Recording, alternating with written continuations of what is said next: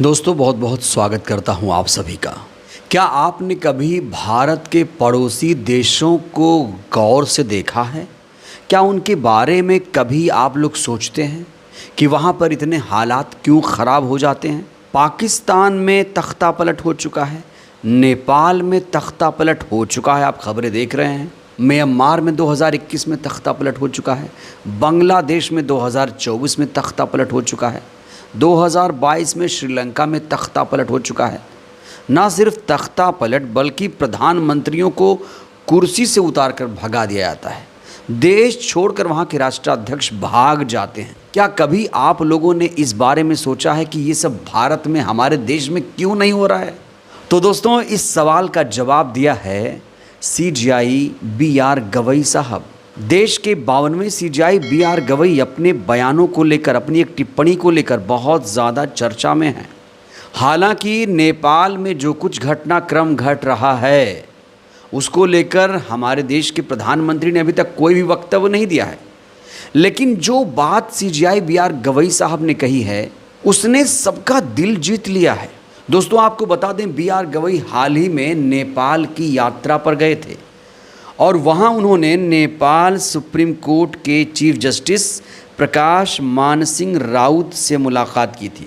इसके अलावा उन्होंने भगवान बुद्ध की जन्मस्थली लुम्बिनी में भी दर्शन किया और दीप जलाकर शांति की कामना की थी। और अब जब BR गवई साहब को ये पता चला कि नेपाल में हालात भयावह हो चुके हैं, वहाँ पर मारकाट मची हुई है, वहाँ के राष्ट्रपति, गृह मंत्री, वित्त मंत्री, प्रधानमंत्री ने इस्तीफा दे दिया है, तो फिर उन्होंने अपनी एक टिप्पणी इस पर की है। उन्होंने देश को ये बताया है कि हमारे देश में ऐसा क्यों नहीं हो रहा है, हमारे देश में आखिर ऐसी क्या खासियत है कि पड़ोसी देशों में सब कुछ हो रहा है लेकिन हमारे देश में नहीं हो रहा है। दोस्तों, इसके पीछे एक बहुत बड़ी वजह BR गवई साहब ने बताया है संविधान को। पूरा बयान मैं आपको बताने जा रहा हूँ BR गवई ने एग्जैक्टली कहा क्या है। तो सबसे पहले आप इस हेडलाइन को देखिए। हेडलाइन देखिए दोस्तों, सबसे पहले आप यहाँ लिखा है, हमें अपने संविधान पर गर्व। नेपाल में चल रही उथल पुथल पर CGI BR गवई की टिप्पणी। नेपाल और बांग्लादेश में अशांति के बीच बोले CGI BR गवई। तो पड़ोसी देश नेपाल में चल रही ज़बरदस्त अस्थिरता और हिंसा के माहौल के बीच सुप्रीम कोर्ट की CGI ने जो टिप्पणी की दोस्तों, उसे आपको ध्यान से सुनने की ज़रूरत है। गवई ने कहा कि हमें अपने संविधान पर गर्व है जब हम पड़ोसी देशों में हो रही घटनाओं को देखते हैं, जैसे कल नेपाल में हुआ। जस्टिस विक्रमनाथ ने भी बंगाल में पिछले साल हुए इसी तरह के विरोध प्रदर्शनों का जिक्र करते हुए कहा, हाँ, बांग्लादेश में भी। तो यहाँ पर एक बड़ी बात क्या कह रहे हैं BR गवई साहब कह रहे हैं कि हमें अपने संविधान पर गर्व है, यानी जो हमारा संविधान है वो दुनिया का सबसे खूबसूरत संविधान है, बहुत ही पवित्र दस्तावेज है, जिसकी वजह से ट्रांसफ़र ऑफ पावर होता है, जिसकी वजह से प्रधानमंत्री, मुख्यमंत्री ओथ लेते हैं, शपथ लेते हैं।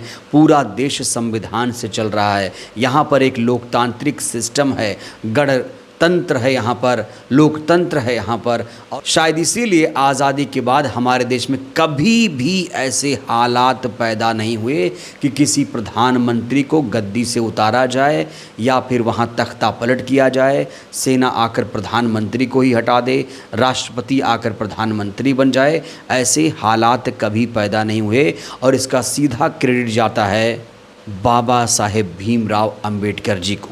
दोस्तों, आपको ये नहीं भूलना चाहिए कि जो BR गवई साहब हैं वो पक्के अंबेडकरवादी हैं। देश के पहले बौद्ध CGI हैं BR गवई साहब। हाल ही में SC ST जो एक्ट है दोस्तों, वो जो कानून है उसको और ज़्यादा मजबूत किया गया है। सुप्रीम कोर्ट ने एक आदेश दिया है कि SC ST एक्ट में जो भी दोषी होगा उसे ज़मानत मिलना मुश्किल हो जाएगा। और ये जो BR गवई साहब का फैसला है, ये बहुत सराहनीय पहल है BR गवई साहब की। और BR गवई साहब अगर अंबेडकरवादी नहीं होते, बाकी CGIs की तरह होते, तो वो नेपाल में चल रही अस्थिरता और हिंसा के माहौल के बीच इस तरह का बयान नहीं देते। तो CGI BR गवई ने ये बयान देकर तमाम लोगों का दिल जीत लिया है वो लोग जो संविधान पर भरोसा करते हैं, जिन्हें लोकतंत्र से प्यार है। वो लोग CJI BR गवई का बयान सुनकर गदगद नज़र आ रहे हैं दोस्तों। सुप्रीम कोर्ट के CJI BR गवई साहब ने ये टिप्पणी तब की जब वो राष्ट्रपति द्वारा भेजे गए 14 सवालों की सूची पर सुनवाई कर रहे थे। दोस्तों ये तो आपको पता ही होगा कि जैसे BR गवई साहब ने CJI की कुर्सी संभाली, तुरंत राष्ट्रपति द्रौपदी मुर्मू की तरफ से 14 सवालों की सूची आ गई, जिसमें सबसे महत्वपूर्ण सवाल ये था कि क्या सुप्रीम कोर्ट राष्ट्रपति को निर्देश दे सकता है? क्या राष्ट्रपति सुप्रीम कोर्ट का आदेश मानने के लिए बाध्य है? तो इन्हीं 14 सवालों पर सुनवाई करने के लिए BR गवई साहब ने 5 जजों की पीठ गठित की थी। CJI साहब ने खुद ही इस बेंच की अध्यक्षता की और 5 जजों की अगर मैं बात करूं तो इसमें जस्टिस सूर्यकांत हैं, विक्रमनाथ हैं, PS नरसिम्हा हैं, जस्टिस AS चंदुरकर शामिल हैं। राष्ट्रपति द्रौपदी मुर्मू ने ये सवाल इसलिए भेजे थे क्योंकि सुप्रीम कोर्ट के तत्कालीन CJI संजीव खन्ना ने तमिलनाडु के राज्यपाल के संदर्भ में एक फैसला सुनाया था। अगर कोई बिल राज्यपाल के पास जाता है तो राज्यपाल उस पर कुंडली मार कर नहीं बैठेगा, उस पर तुरंत हस्ताक्षर करेगा। एक तिथि घोषित की थी, एक समय सीमा निर्धारित की थी उन्होंने, 3 महीने शायद, सुप्रीम कोर्ट ने। उसके बाद सुप्रीम कोर्ट के इस फैसले पर बवाल मचा और सुप्रीम कोर्ट ने दोस्तों जब ये फैसला दिया था तो उस समय हमारे उपराष्ट्रपति थे जो अब गुमशुदा हो चुके हैं, कहीं नज़र नहीं आ रहे हैं, जगदीप धनखड़ साहब। जब सुप्रीम कोर्ट ने आर्टिकल 142 के तहत मिली विशेष शक्तियों का इस्तेमाल किया तो यही जगदीप धनखड़ कह रहे थे कि SC के पास, सुप्रीम कोर्ट के पास ये मिसाइल का काम कर रहा है। आर्टिकल 142 को ये मिसाइल बता रहे थे। अरे आर्टिकल 142 कहाँ से आया? संविधान में लिखा है, संविधान में, जिसकी वजह से हमारा देश मजबूत है। यहाँ पर कभी अराजकता नहीं फैली, कभी कोई तख्ता पलट नहीं हुआ। और आज दोस्तों आप देख रहे हैं धनखड़ की हालत क्या है। धनखड़ कहीं नज़र नहीं आ रहे हैं। कहा जा रहा है कि उनसे इस्तीफा लिया गया। धनखड़ के बारे में हर कोई एक ही सवाल पूछ रहा है कि आजकल धनखड़ कहाँ हैं, मीडिया के सामने कब आएंगे?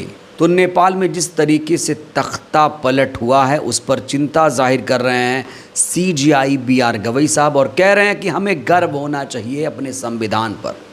तो जो लोग अपने संविधान पर गर्व कर रहे हैं वही असली देशभक्त माने जाएंगे और जो लोग संविधान का विरोध कर रहे हैं उन्हें आप लोग गद्दार ही मानिए दोस्तों। बहरहाल इस वीडियो में इतना ही। CJI BR गवई के बयानों से आप लोग कितने सहमत हैं, प्रतिक्रिया दीजिएगा। बहुत बहुत धन्यवाद।